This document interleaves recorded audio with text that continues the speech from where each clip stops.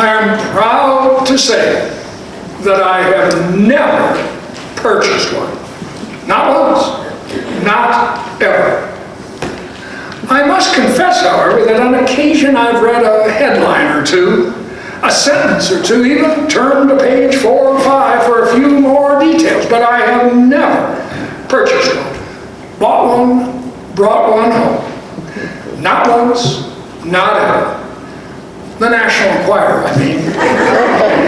The Star, the Globe, the Examiner, the Weekly World News. Standing in the checkout line at the grocery store, there you see them. Those little newspapers with the big headlines. But the news they present is not ordinary news, but sensational news.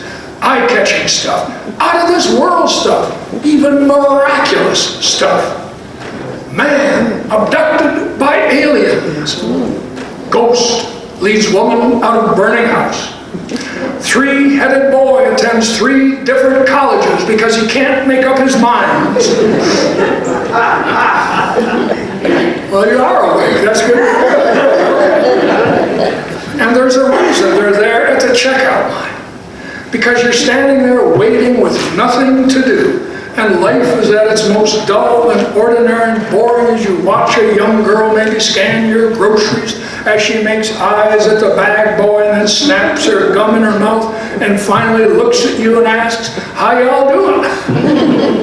At that moment, you're craving something dramatic and sensational and miraculous, wanting to believe that there's more to life than standing in a checkout line trying to save the eggs from a lovesick bag boy who's about to crush them. That life is more than the ordinary run of days it always is. You're hungry for some proof that the unexpected can still happen, that miracles still happen, that there's more out there than people think, that something exciting can happen, that there may even be other worlds in which life is different. And there's the proof right before your eyes, begging to be bought as the vegetables and bathroom cleaner and cereal roll by. Man gives birth to twins. Teenager hears a message from outer space. Woman given tour of heaven by Jesus returns to tell others. But it's not just in the grocery stores that we read such headlines. It's right here in church as well. The biblical stories we hear are often the stuff of the Enquirer, the Examiner, the Weekly World News. Consider our gospel reading for today. The headline is, God raised bread from heaven. And the sub-headline is, people pelted by loaves falling from the sky. And Sunday after Sunday, it's the same. Hebrew leader parts Red Sea, man swallowed by whale and lives to tell about it. Country preacher feeds 5,000 with only a few loaves of bread and a couple of fish. There are even everyday believers who could make the pages of the Examiner or Globe. Woman receives direct messages from Virgin Mary. God made the tornado jump over my house, woman asserts. Man turns to Jesus and makes killing on stock market the next day. In the Bible, in lives of believers, we hear dramatic, sensational, miraculous encounters with God. And often we think, well, that must be the way it is with God. That God is found, experienced only in the dramatic, sensational, out of the ordinary, miraculous stuff of the Star or Weekly World News. And the problem, of course, is that few of us, maybe none of us, have had such encounters or experiences ourselves. Our days pretty much go as they've always gone. Ordinary stuff. No booming messages from heaven, no direct word from God, no headline-making miracles. And it can make us wonder, why do others get such experiences and we don't? Why do others get the miracles they pray for, while God seems deaf to our prayers? Why do others hear God so clearly when we only hear the same confusion of voices? Wonder, where is the dramatic, sensational, miraculous presence of God in our lives? But is that the way it really is with God? You know, maybe we should look at that first lesson again, because there may be a surprise or two. In the wilderness, the story says, the Israelites complained that they were going hungry. So God promised to rain bread from heaven down upon them. But what actually happened is that one morning, the Israelites awoke to find a fine, flaky substance covering the ground. They had no idea what it was, and so they asked, "What is it?" Moses told them, "It's the bread the Lord has given you to eat. It's what came to be called manna, manna from heaven." And it was called manna because that's what the word manna means. Manna means, what is it? What's that? And what was exactly this fine, flaky stuff? Well, manna was, and still is, bug juice. That's right, bug juice. That was the bread from heaven.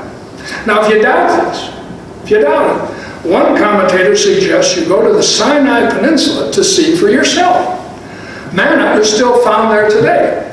The Bedouin who live there still gather it and bake it into bread, which they still call manna, she writes. The flakes themselves come from plant lice that feed on the local tamarisk trees. But the sap is poor in nitrogen, so the bugs have to eat a lot of it in order to live. They excrete the extra in a yellowish-white flake or ball of juice from the tree that is rich in carbohydrates and sugars. And it decays quickly so that the ants might get it. So a daily portion is most anyone gathers. And when they do gather, they kind of make it into cakes to eat. That's what God used to feed his people. Ordinary bug juice. The commentator notes, however, that there are those, maybe among us, who would reject this explanation because they think it distracts from the miracle of manna. But then she asks, does manna have to come out of nowhere in order to qualify as a miracle? She wonders, is the real miracle in the story that God heard the complaining of the people and fed them with bug juice, with food that they never would have occurred to them to eat? Put another way, she asks, what makes something bread from heaven? Is it the thing itself or the one who sent it? For her, the answer is the one who sent it. And I agree. The real miracle is that God heard his people and used ordinary stuff to provide for his people. And the people came to see God's presence in the ordinary stuff of life. Nothing sensational or dramatic or out of this world happened. Just bug juice. And it sustained them day after day. They never went hungry. Now, whether you agree or not, I really don't know. But as that commentator points out, much depends on where we see the miracle in that story. It has a lot to do with how we sense God's presence in our lives. As she puts it, if your manna has to drop straight out of heaven looking like a perfect loaf of butter-crusted bread, the chances are you're going to go hungry a lot. If, on the other hand, you're willing to look at everything that comes to you as coming from God, then there will be no end to the manna in your life. Now that is the truth of it, I think.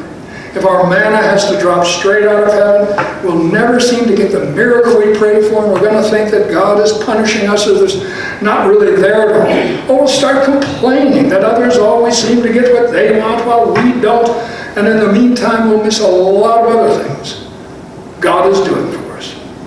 Because, as that author says, they are too ordinary, like bug juice, things just too transitory, like manna, that fine, flaky substance that melted as soon as the sun got hot, and we will always go hungry. If, on the other hand, we see everything that comes to us as somehow coming from God, then most anything will turn out to be manna. A can of beans, even grits, some encouragement, a little love. We'll wake up in the morning from somewhere and a strength, a hope will be sent. Nothing will be too ordinary, transitory, not to remind us of God And we will always be full in one sense or another. We'll discover that God is always sending us something to nourish us. Really, as that author puts it, look at her one more time. Every day we need to be on manna alert. Keep our eyes peeled for what God sends. Jesus once said that we are to be like children. And maybe one thing he meant was that like children who are always asking, what is it? What's that? We are to look at everything with fresh eyes and ask, what's that? What is it? Instead of waiting for what we want to drop from the sky, for the one miracle we have determined we need to somehow rain down from heaven, we need to look at the simple things in our often ordinary, humdrum lives and see those things as food God sends. A friend comforts or encourages us. What is it? What is that? Could it be the very love of God? A word straight from God? We read something and it stirs us, moves us, even shows us a way forward, the way we've been looking for. What is it?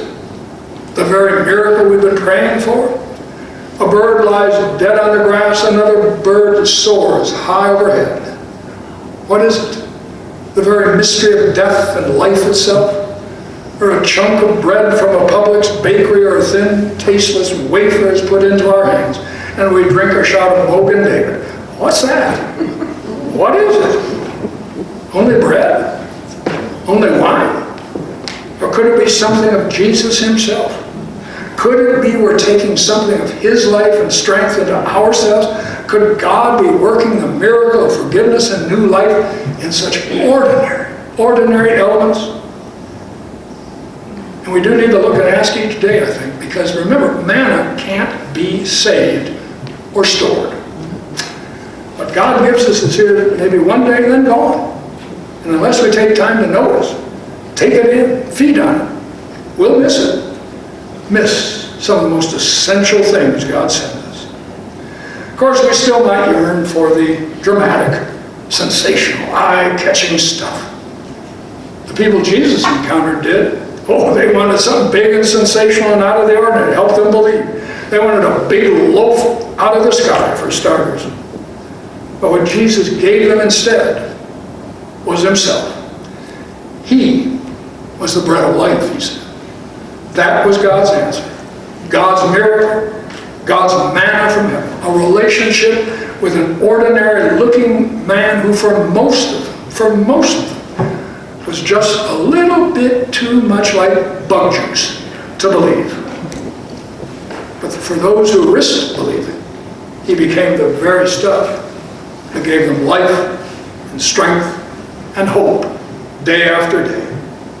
And yeah, maybe it's not the stuff of the Examiner, or Globe, or Weekly, or World News, but then again, who knows? Maybe if we actually went on manna alert and looked with more than our eyes and listened with more than our ears, look and listen with our hearts and minds, maybe we could make some headlines ourselves.